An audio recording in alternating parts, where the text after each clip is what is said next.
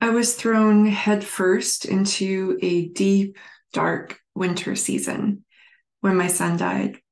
The years that followed were incredibly painful, and I kept longing for spring, metaphorical spring, to come again, for some light to come again. But one day, I think I was journaling. I heard in my spirit or inside of myself, you have to live the end of one story before stepping into the next. Welcome. I'm Krista O'Reilly Davidegui, and my work is for freedom seekers, truth tellers, and stubborn questioners, highly sensitive souls, slow movers, and non-hustlers, the anxious, grieving, weary, and healing, reforming people pleasers, perfectionists, performers, and peacekeepers, and brave, messy, curious midlife women ready to quiet the conditioning and noise to reclaim freedom, wholeness, and joy. I'm glad you're here. I remember my dad telling me one day over a decade ago now that the time between a vision and the fruition of the dream or vision can take years, decades, even in some cases. And I can look back now and see this truth at play in my own life in many different ways. So that space or that time between the thing we're longing for and the fruition of it or the arrival of it it often takes longer than ego wants or feels comfortable with, far longer than your brain believes it should take, way longer than your body feels it can withstand. But there are no shortcuts, no bypassing for certain experiences that we must go through. In many cases, we must put down the roots and do the work that equips us for the next season or for what lies ahead. So we're talking about the title of this podcast is We Heal, Grow, and Become at the Speed of Safety. In my work, if you've attended a workshop or you've hung out with me, you've probably heard me say safety first, safety first, safety first. We cannot learn, we cannot grow, we can't stretch or expand if we don't feel safe enough. And that includes environmental safety, but what I want to focus on is a sense of internal safety right now. And the way that we create safety for ourselves is through compassion and curiosity. So bringing compassion and curiosity to whatever we are experiencing. We can offer or help create safety for another person by simply offering an empathetic witness. So not fixing, but companioning another person and hearing them and seeing them exactly as they are without judging or shaming their experience. And many of the people in my circle, at least, very compassionate humans. But as midlife women, one of the things that we often need to really learn and work at is offering compassion and curiosity to ourselves and bringing that compassion to whatever we are experiencing. So I'm going to offer a few kind of little ideas that have helped me, that help many of the people that I work with. And I will point you to a couple of resources that can support you further, because this just isn't the space for going deep into nervous system safety, for instance.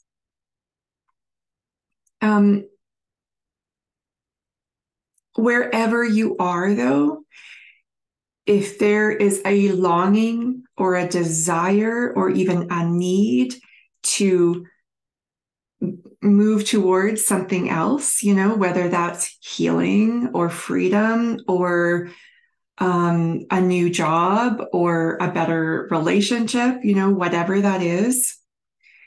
One of the things that can help us is to think about stretching, not stressing ourselves so whatever our current capacity or comfort zone or place of familiarity, if we want to be able to take action and move into a new possibility, it's helpful to think of this idea of stretch, don't stress. So this comes from polyvagal theory or nervous system regulation talk. But you can try it on for size. Stretch, don't stress. So if we gently stretch, so we kind of step out of our comfort zone, or we say yes to a new challenge, or we start practicing a new habit, that is all good as long as we stay in that place of stretch, not stress. So as soon as we stress ourselves too much and we go too far out of that zone of safety, we tend to go right back into lockdown, right into our old self-protective mechanisms. So for instance, maybe you've been trying to stretch out of your comfort zone. You've risked, it has felt vulnerable. Maybe even you did well for a little bit, and then all of a sudden you kind of go back into hiding, and you hide on the couch for 2 weeks, Netflixing and avoiding whatever you really want. That could be an example. You just went a little far out of that zone, that sort of safe zone, and so your self-protective mechanisms kicked back in, and they're just trying to keep you safe. Another question that you could ask yourself is, well, when you're noticing, when you are taking action towards something that you want, again, it could be a dream, a brave relationship, some grieving, healing work, something like that. Could be any of these things, building a business, whatever.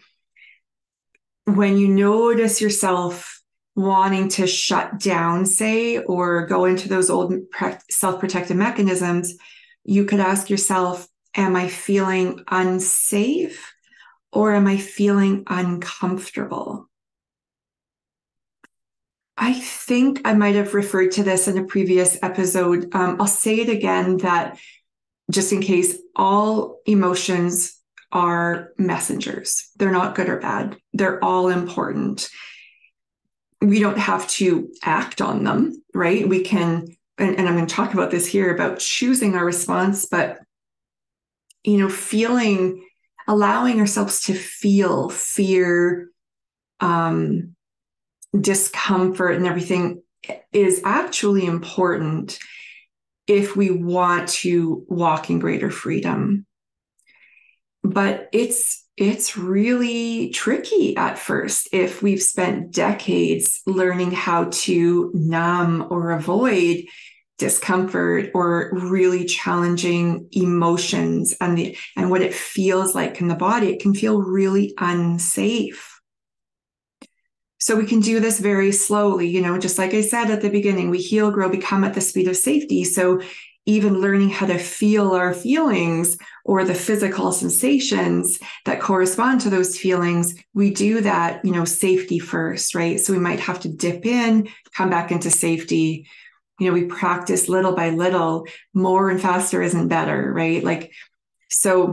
But regardless, we can ask ourselves if we're feeling activated, if we're feeling really anxious about something or threatened or defensive, or we're hiding under the covers, we can ask, am I feeling unsafe or am I feeling uncomfortable? And then we can bring compassion to whatever we are experiencing. if we're feeling uncomfortable, we might be able to stay there a little bit longer just because we've been able to name that without judgment. If we are feeling unsafe, then it would be kind to step back, withdraw a little bit, and ask, what do I need to feel safe in my body and my life?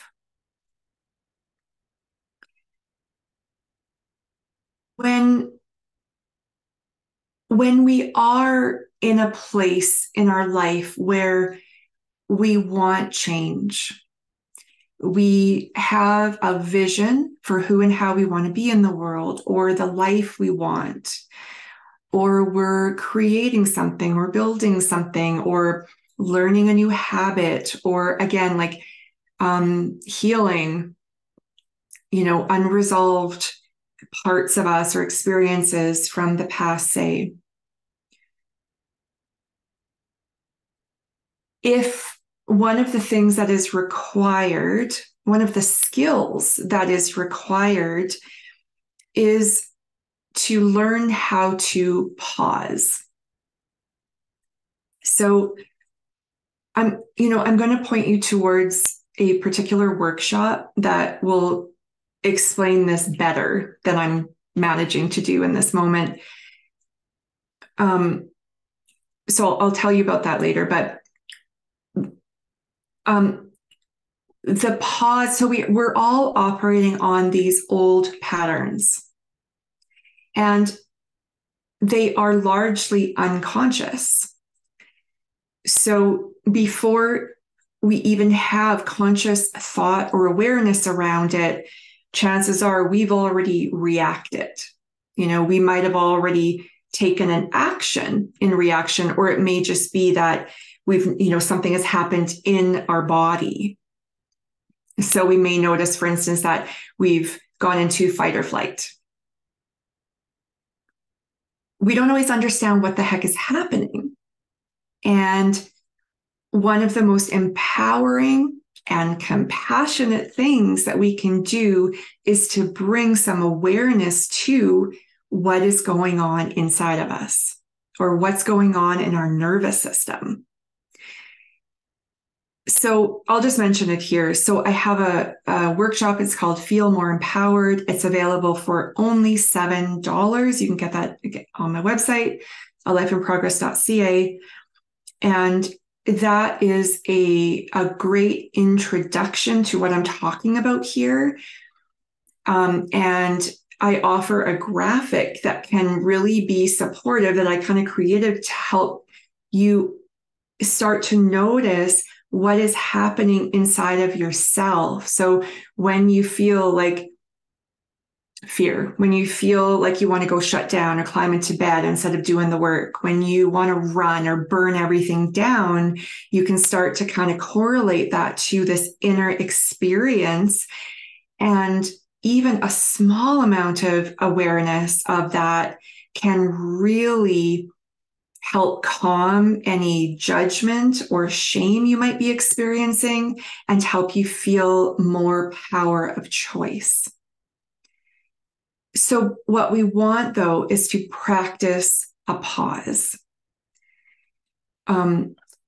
This Viktor Frankl quote I have held tightly to for years and years. I'll read it to you here.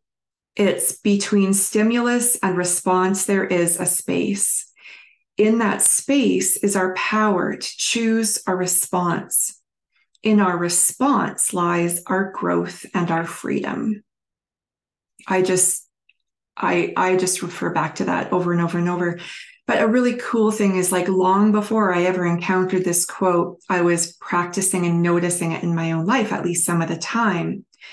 So you may notice sometimes that you react, and there might be other days where you can just kind of catch yourself in the moment, or even, before you react, and you have that little bit of space where you can kind of recognize what's happening and remove yourself from the situation, maybe, or choose a different response than that impulse, right? So maybe, instead of yelling at your kids, you notice, what's, this internal kind of story happening, and you're able to catch yourself and go take a break, take a breather before you come back and engage with the kids, just as an example.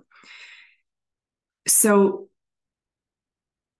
on the micro level, that's one of the kindest gifts we can give to ourselves, is learning how to pause and create space for ourselves to choose our response. And on the macro level, if we step back, we can give ourselves space and understand that we're not doing it wrong if it takes time to build a new habit or a new dream,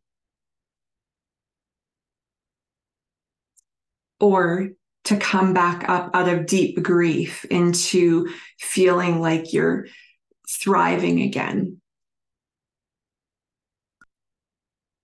So I touched on this, but we're all operating on these old instinctual patterns.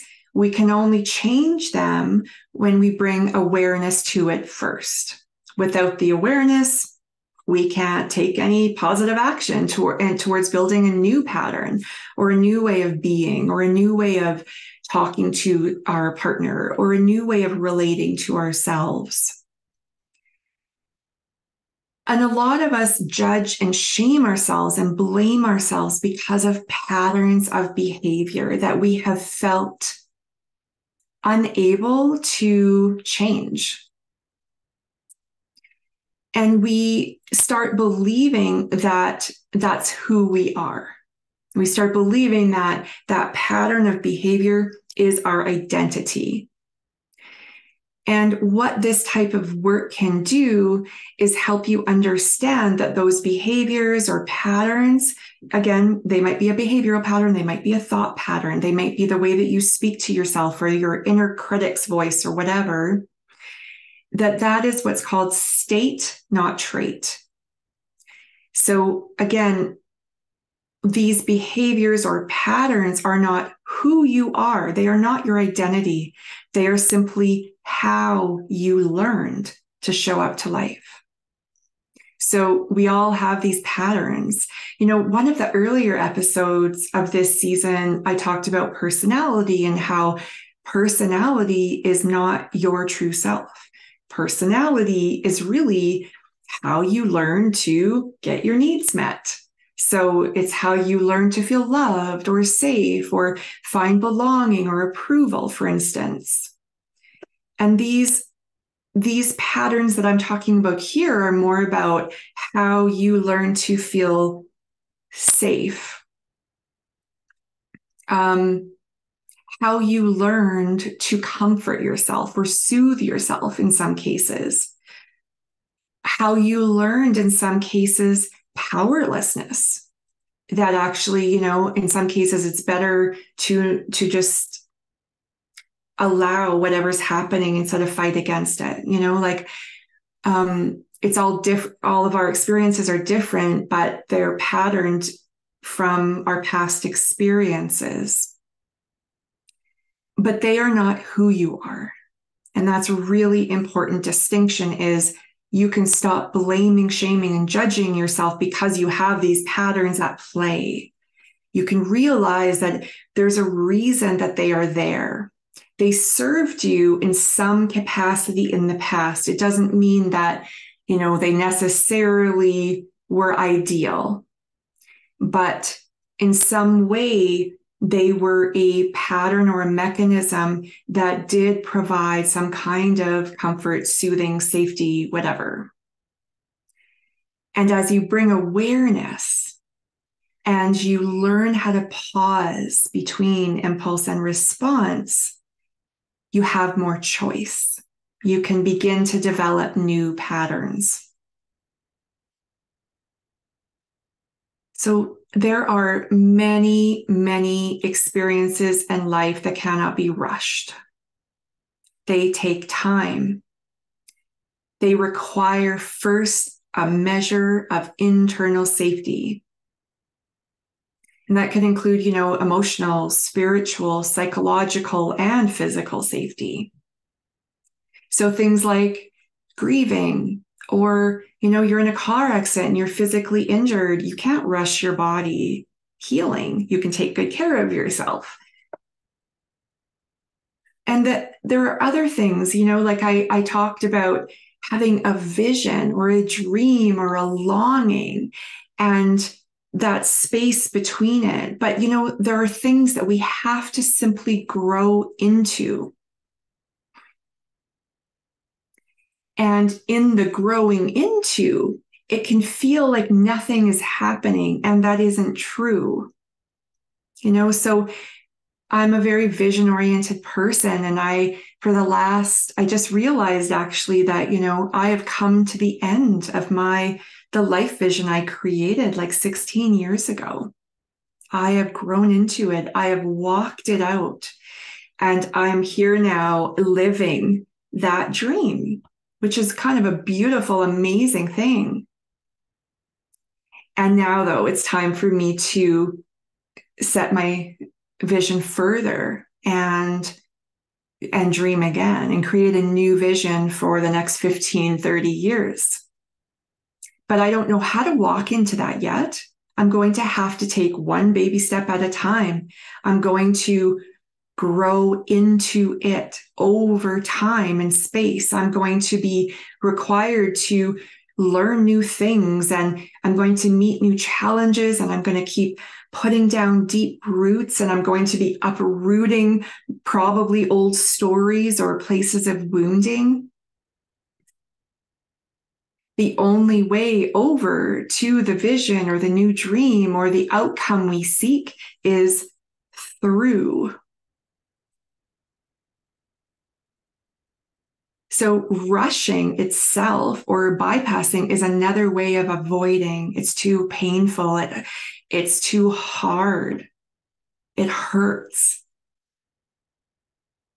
And when we notice that, wanting to avoid, numb out, rush, bypass, whatever, just bring compassion to that.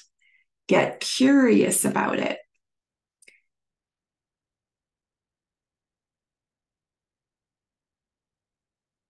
So all of our human experience I think it's all welcome. When we reject any part of ourselves, we're just prolonging the work. When we resist what is, the season we're in, we prolong the work. The more that we can remove shame and judgment about exactly where we are, and instead bring in compassion and curiosity, that is where we're going to be able to see a next right step or how to move forward. No amount of comparing, judging, or bullying ourselves is going to move us forward. It's going to keep us stuck. When I begin to work with a new client, not every single time, but often, I begin in our very first call, I will share that there may come a time in our work where you want to quit. It feels too hard. You're in the thick of it. It's vulnerable. You don't see the change you want yet. Your brain starts telling you this is a waste of time. Nothing's going to happen. And I let them know that when that happens, that is exactly the time to reach out to me and just say, Krista, this is what I'm noticing. And I will just be a witness for you. Because that is a very common thing. When we're in the thick of the work, it's really, really hard to see our progress. Whether we're talking about grief, whether we're talking about, in some cases, rebuilding physical strength after injury or surgery. We're talking about bringing a vision or a dream to life. When we're in the thick of it, it is so hard to see our progress. And it's such a gift to have other people who we trust say, I see it for you. Keep going. You're doing a brave and wonderful job.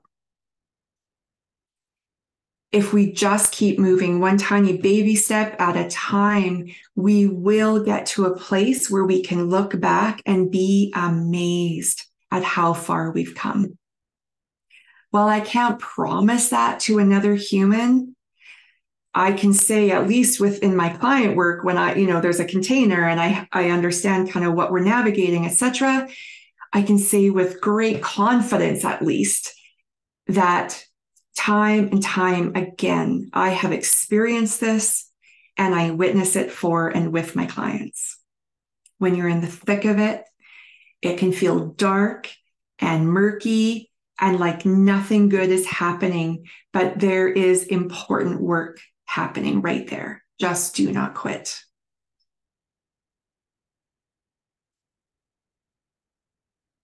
So again, we heal, grow, and become at the speed of safety. And by the way, that's a riff off of a quote from one of my instructors. And she said, I think we heal at the speed of safety, something like that.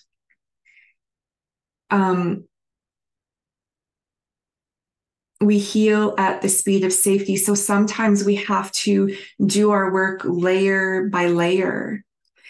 And honestly, like even, creative work, like again, building a business or writing a book or whatever it is that we're talking about, getting out of debt, whatever, we can only do it one layer at a time. And as we attend to, the work in front of us, that prepares us for what's next. So if you feel overwhelmed sometimes at all of the work in front of you or the gulf between where you are and where you want to go, and it just feels impossible, don't pull your eyes back and your heart back from, the end.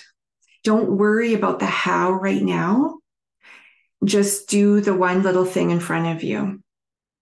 Take that one baby step and then take another one. This is a side note. I didn't write it down, but I think it's something that I would like to say to you is that, again, like I'm kind of like meshing together all sorts of sort of this conversation that could be talking about so many different things. But one thing that I do think is important, it comes up a lot when I'm talking about or teaching nervous system regulation or self-compassion work or whatever, is that often we don't have to go hunting for stuff like dredge up murky stuff.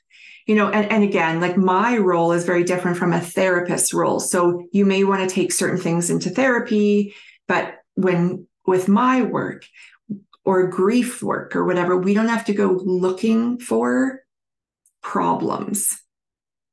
As we feel safe enough, things will rise to the surface, and then we can attend to that.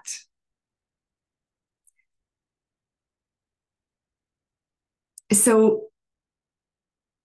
wherever you're heading, whatever you're longing for, whatever you are practicing imperfect action towards, safety first. Notice where you're judging or shaming yourself, comparing yourself, deciding like, you're behind, it's taking too long, you must be doing this wrong. Can you bring compassion and curiosity to what you're experiencing? Notice where there are old instinctive patterns at play that no longer serve you.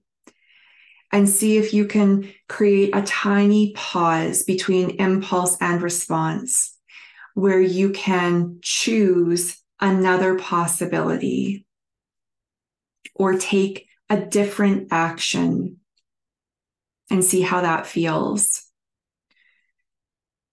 Notice that sometimes in the murky middle between where we are and where we want to go, things get really, really hard. And we might think, I can't do this anymore. I don't have what it takes, all sorts of things. And that's a perfect time to reach out to somebody and tell the truth about how you're feeling.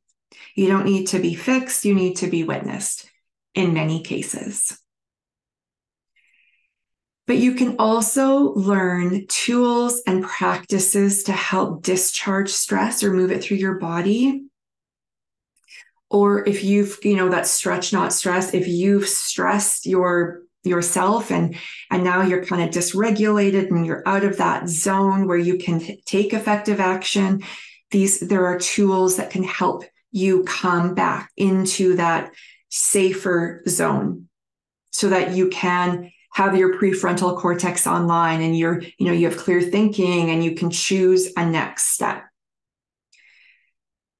Again, I'm not going to go into this here, but I do recommend that Feel More Empowered workshop, or I have a free workshop PDF you can get with 30 ways to feel calmer and more empowered in your body and mind. And you can access that for free on my website. Go to the Begin tab, or it's in various places on my website.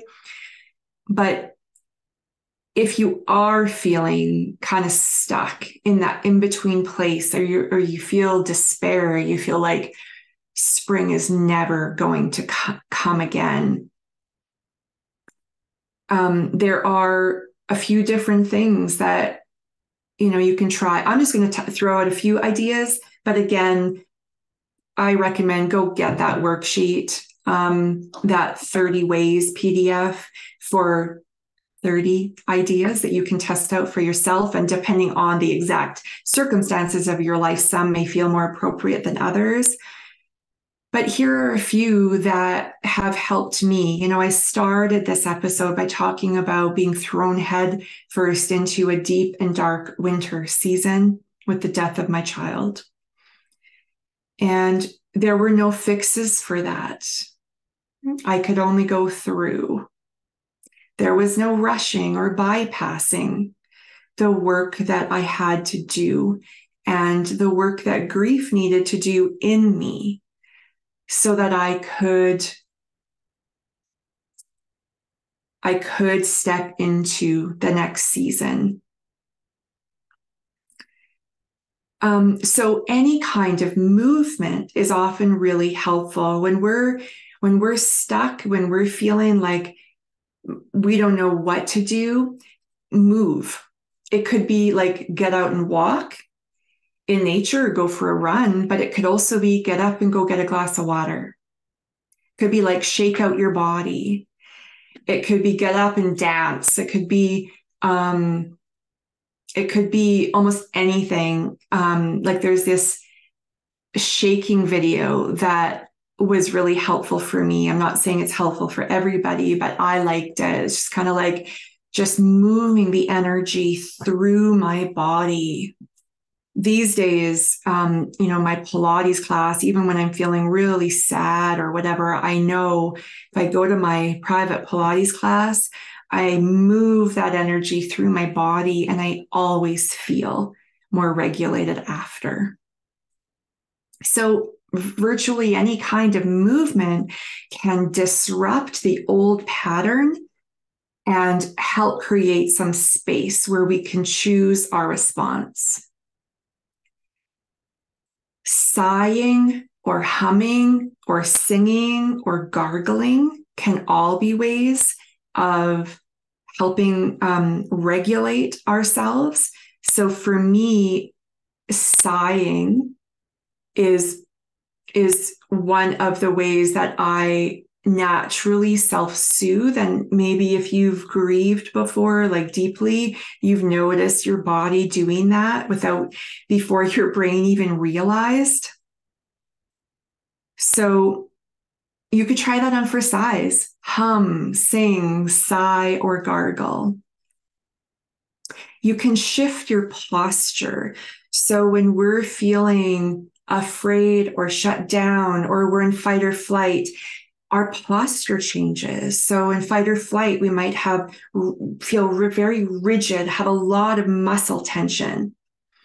If we're in shutdown or collapse, we might be kind of hunched in and closing in on ourselves, our head down. Even our voice changes, might get really low and monotone, less variation in it.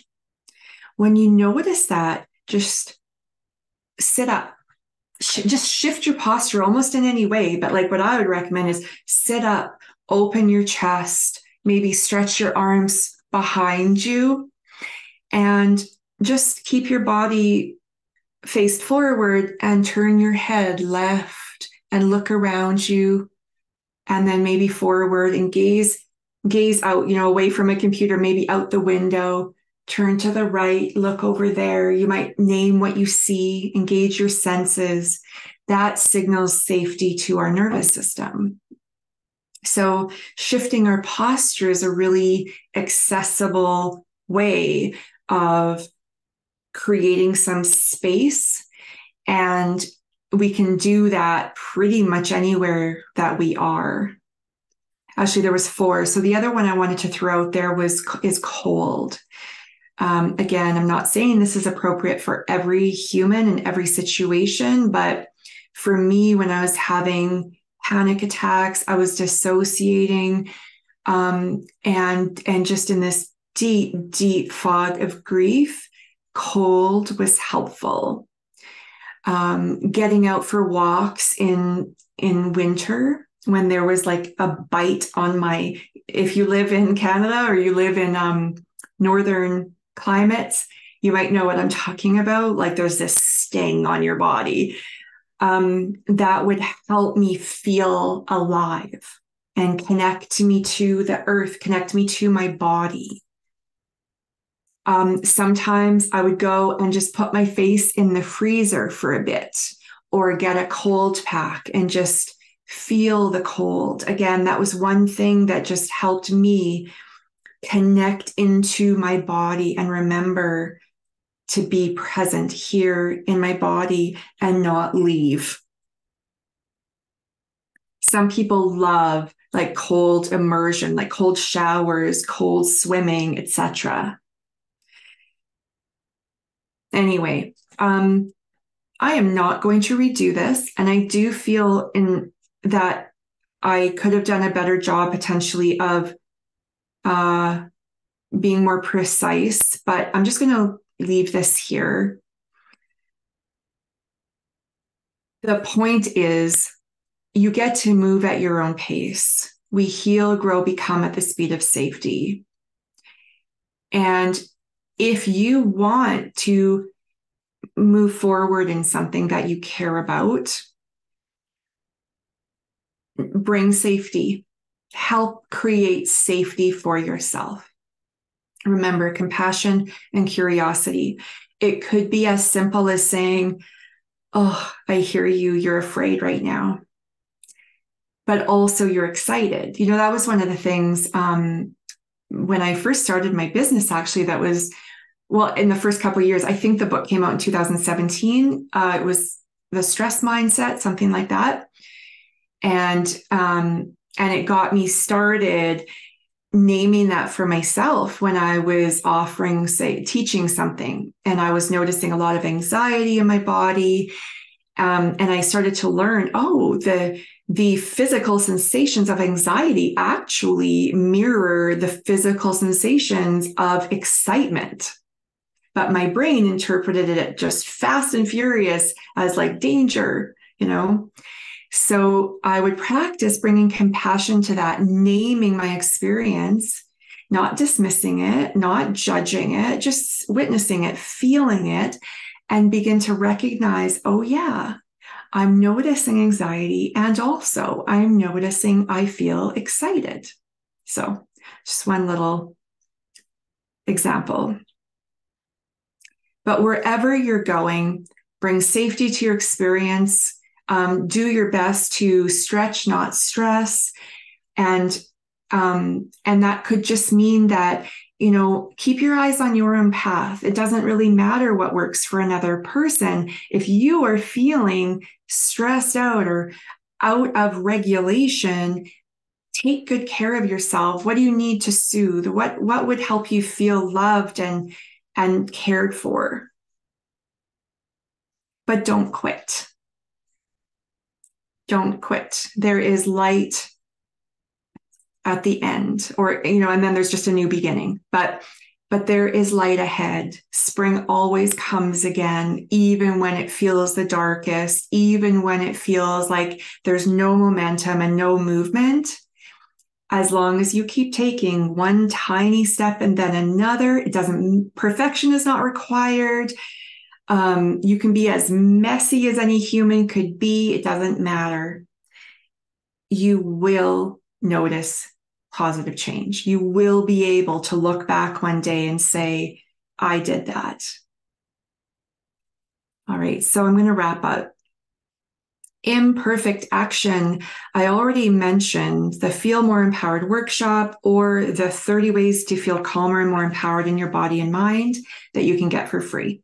Just head over to alifeinprogress.ca. If you need help finding it, reach out to me. Just email me. What I'm enjoying, again, I've already mentioned it, but I'm going to say it again. I'm going to read that quote again, the Viktor Frankl quote on the sticky note, and I recommend that you write it down for yourself if it speaks to you. It just never gets old. And by the way, in case you don't know who Viktor Frankl is, he was a Holocaust survivor. And what was it? Man's Book of Meaning, one of his books. I'm not sure if that's the accurate title, but his work is powerful. And I've always been able to remind myself that if he could do this, then I can do this. If he, in that horrific situation, could be learning truths like this, then I too can learn and practice this truth. So again, between stimulus and response, there is a space. In that space is our power to choose our response. In our response lies our growth and our freedom. And I am very interested in growth and freedom. Freedom above all, my number one core value. All right, an invitation to you. So the Brave and Beautiful Community Autumn Session is open for new members. It will cap at 60. So as long as there's space, it will be open.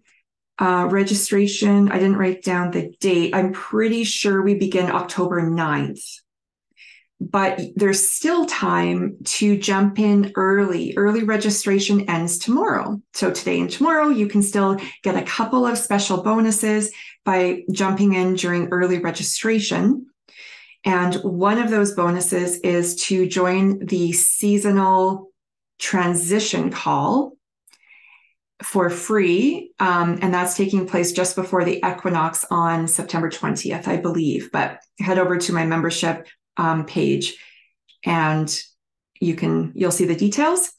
If you want to chat, I offer free 25-minute Zoom chats, and you can reach out to me and I'll give you a link if you would like to connect and make sure that this is a good fit for you, because it may not be. And I actually really do my best to try to help you figure that out. Our theme for the year is filled up and overflowing. And I've created a graphic that kind of reflects the major themes of the next 12 months. So you can find that again over at alifeinprogress.ca. And I'm going to leave you with this until next week, which will be the final episode of season 1. I'm going to take a break between seasons. So one more episode next week, and then I'll take a break. Until then, make peace with messiness to make space for joy. Okay, bye.